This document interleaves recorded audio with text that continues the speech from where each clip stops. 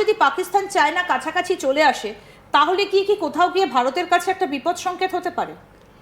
দেখো, আমরা কিন্তু অত্যন্ত ক্লোজলি সম্পূর্ণ অ্যাক্টিভিটিসগুলো কি হচ্ছে না হচ্ছে মনিটর করা হচ্ছে। তুমি অবাক হয়ে যাবে ইন্দিরা, গত 10 দিনে, এটা অনেকেই জানে না, আমাদের দিল্লিতে ক্যাবিনেট কমিটি ফর সিকিউরিটি, যা আমরা সিসিএস বলি, সেখানে 3টে থেকে 4টে মিটিং করেছে prime minister Narendra Modi with the entire security team. তারা কি মিটিংয়ে কি হয়েছে না হয়েছে সেগুলো তো বলাই যায় না, কিন্তু আমরা খুব ক্লোজলি মনিটর করছি যে এই যে ইম্প্যাক্ট যেটা হচ্ছে এখন ইরানে বা পাকিস্তানে, তার সিকিউরিটি ইম্প্যাক্ট ভারতের ওপরে কতটা পড়বে। আর তার জন্য কিন্তু আমরা তৈরি।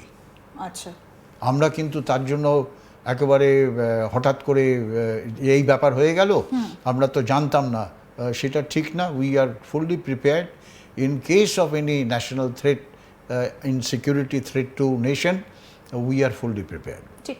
আমরা যেখান থেকে আলোচনাটা এসেছিলাম, মানে শুরু করেছিলাম, যে নেটো নিয়ে আমরা আলোচনা শুরু করেছিলাম এবং ডোনাল্ড ট্রাম্পের বক্তব্য। নেটো কি কোথাও গিয়ে একটা আমেরিকার হাত ছেড়ে দিচ্ছে, বা আমেরিকা কি নেটো থেকে বেরিয়ে আসছে, সেই রকম সম্ভাবনা কি আপনি দেখতে পাচ্ছেন এই যুদ্ধকে কেন্দ্র করে? একদম। দেখো, প্রথম কথা, নেটো যখন ফর্ম হয়েছিল তখন মেইনলি তার উদ্দেশ্য ছিল এটা একটা military pact between this nation against the communism or communist spread in the world. মানে তারা মেইন উদ্দেশ্য ছিল যে তখন সোভিয়েত ইউনিয়ন, ইউএসএসআর এর বিরুদ্ধে, তখন ইউএসএসআর তো অনেক বড় দেশ ছিল, Yugoslavia was part of it, Czechoslovakia was part of it, Poland was part of it, all this countries were part of USSR. তারা নেটো মনে করছিল যে এই কমিউনিস্ট এই মুভমেন্টটা বা কমিউনিস্ট ফোর্স যদি ইউরোপের দিকে মুভ করে, তাহলে ইউরোপের একটা ডেঞ্জার, সিকিউরিটি ডেঞ্জার, যার ফলে আমরা এক হয়ে যদি একটা এরকম একটা মিলিটারি প্যাক্ট করি যে যদি নেটো কান্ট্রির ওপরে এই ধরনের কোনো কমিউনিস্ট আক্রমণ হয়, তাহলে একজোটে সব যুদ্ধ করবে। দেখো, যখন ইরাকের সঙ্গে আমেরিকার এই যে গালফ ওয়ার হলো 1990-91-এ, তখন কিন্তু এন্টায়ার নেটো কান্ট্রি আমেরিকাকে সাপোর্ট করেছে। শুধু তাই না, ও প্রায় 30 থেকে 32টা দেশ আমেরিকাকে সাপোর্ট করেছে ইরাকের বিরুদ্ধে যুদ্ধে, নানা ধরনের অস্ত্র শস্ত্র। তাহলে এখন কেন ইরানের বিরুদ্ধে আমেরিকাকে সাপোর্টটা করছে না? এখন বলছে যে দেখো, ইরাকের সঙ্গে যুদ্ধের যে পলিসিটা ছিল, যদিও বেসিক কনসেপ্ট যে ইরাকের কাছে ওয়েপন অফ মাস ডিস্ট্রাকশন আছে, তার মানে নিউক্লিয়ার ওয়েপন বা কেমিক্যাল বায়োলজিক্যাল ওয়েপন আছে, এই সমস্ত নিয়ে, কিন্তু মেন উদ্দেশ্য ছিল অয়েল, ইরাকের অয়েলটাকে কন্ট্রোল করা। আর ইরাক কিন্তু তখনও রাশিয়ার হেল্পে মিলিটারি মাইট একটা গড়ে তুলছিল তখন। আর কিন্তু এখন যেটা হচ্ছে সেটা, আর তখন কিন্তু আমেরিকা এই সমস্ত নেটো দেশের সঙ্গে আলাপ আলোচনা করে তারপর কিন্তু যুদ্ধটা শুরু করেছিল যে আমরা এরকম করতে চাইছি। আমি একটু যদি এক্সাম্পল আনি, যদি আমরা রাশিয়া আর ইউক্রেনের যুদ্ধের ক্ষেত্রেও যাই, ইউক্রেনের ক্ষেত্রেও তো সেইভাবে নেটো আমরা দেখেছিলাম যে এগিয়ে গেলেও শেষ পর্যন্ত ইউক্রেনকে নেটোভুক্ত করা হয়নি, রাশিয়ার আপত্তিটাই শেষ পর্যন্ত থেকে গিয়েছিল। তাহলে তখন নেটোর ইন্টারেস্ট ছিল ইউক্রেন যুদ্ধের সময়, এখন কেন নেই? দেখো,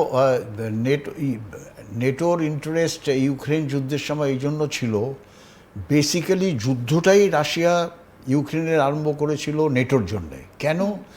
নেটো ফোর্স কিন্তু অলরেডি ইউক্রেনের মধ্যে ছিল, তারা ঢুকে রাশিয়ার ওয়েস্টার্ন বর্ডারে, কমপ্লিট ওয়েস্টার্ন বর্ডারে অলমোস্ট এসে গিয়েছিল।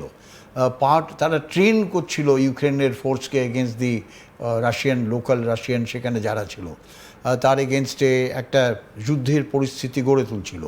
তা রাশিয়া মনে করলো যে it is a security threat to Russia from the west side. আর যদি নেটো আর্মি চলে আসে সেখানে, it will be on Russian ব্যাকডোরে এসে নেটো ধাক্কা দিচ্ছে। তা এবার কিন্তু এখানে দেখো, এখানে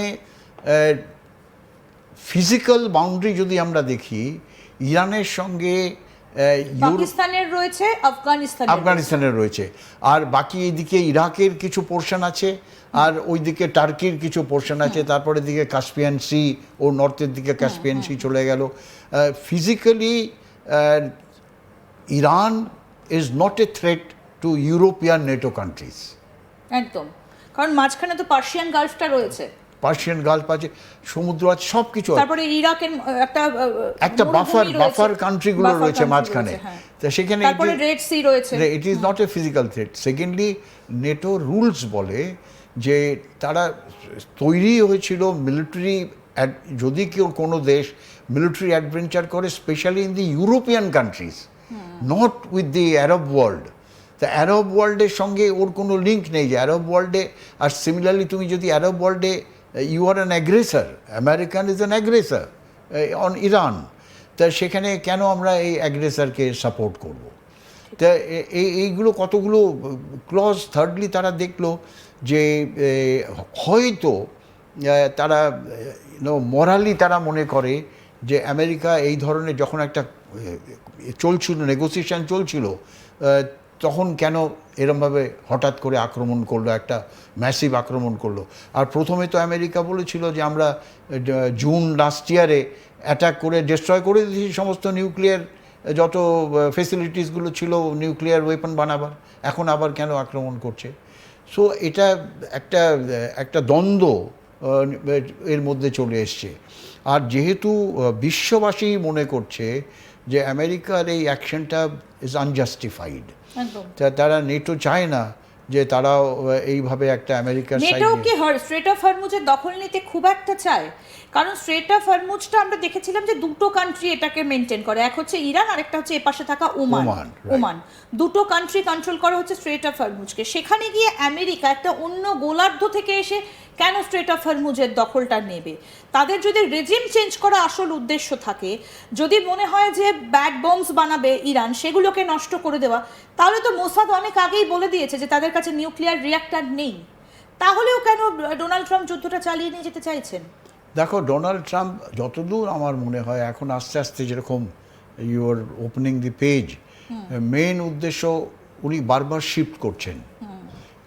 মেন উদ্দেশ্য হচ্ছে অয়েল, আর সেকেন্ড হচ্ছে উনি মনে করছেন যে Iran is becoming A power in the middle east. Maybe কারণ উনি বলেছেন তো অন্য দেশগুলোকে, জার্মানিকে বলেছেন, ইটালি ফ্রান্সকে বলেছেন, এবার নিজের তেলটা নিজেই জোগাড় করে নাও। রাইট, তিনি ট্রুথ সোশ্যালে অলরেডি এটা বলেছেন যে আমরা আর তোমাদের হয়ে কাজ করব না। ঠিক।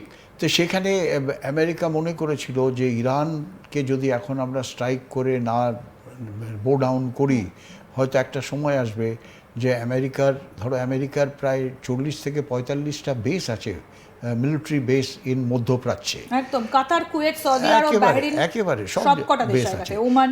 ওইগুলোর উপরে ইম্প্যাক্ট হবে। আর আমেরিকার control over the oil, that is the gold mine মধ্যপ্রাচ্যের,